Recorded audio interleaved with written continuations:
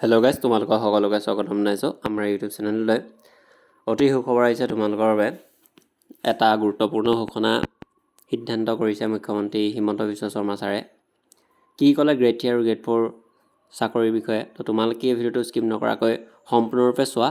আৰু কি কৈ থৈ গ'ল তোমালোকৰ আৰু নতুন পদৰ নিযুক্তি তৃতীয় আৰু চতুৰ্থ বিভাগৰ।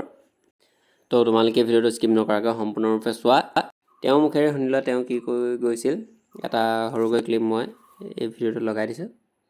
1 লাখ হোৱাৰ পিছত মই আগতে কৈছোঁ যে 10 মে'ত যেতিয়া চৰকাৰ 4 বছৰ পূৰা কৰিব, সেই সময়ত আমি আৰু 50,000 নিযুক্তি শেষ কৰিবৰ কাৰণে চেষ্টা কৰিম। তাৰমানে অহা বছৰ 10 মে'ত আমাৰ আৰু 50,000 এমপ্লয়মেণ্ট যাতে হয়, তাৰ কাৰণে আমি আগবাঢ়ি আছোঁ। 1 লাখটো আমি চেছ কৰি দিব খুজিছোঁ যিমান পাৰোঁ সোনকালে। আজি এটা নিযুক্তি আছে, 15 আগষ্টৰ আগতে আৰু এটা নিযুক্তি আছে। 1 লাখ সংখ্যাটো আমি অক্টোবৰ মানত পাই যাম, অক্টোবৰ নৱেম্বৰ মানত। আৰু তাৰ পিছত 10 মে'ৰ ভিতৰত আমি আৰু 50,000 নিযুক্তি দিম।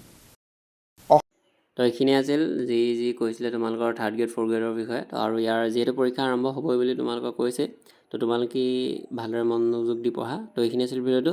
ধন্যবাদ।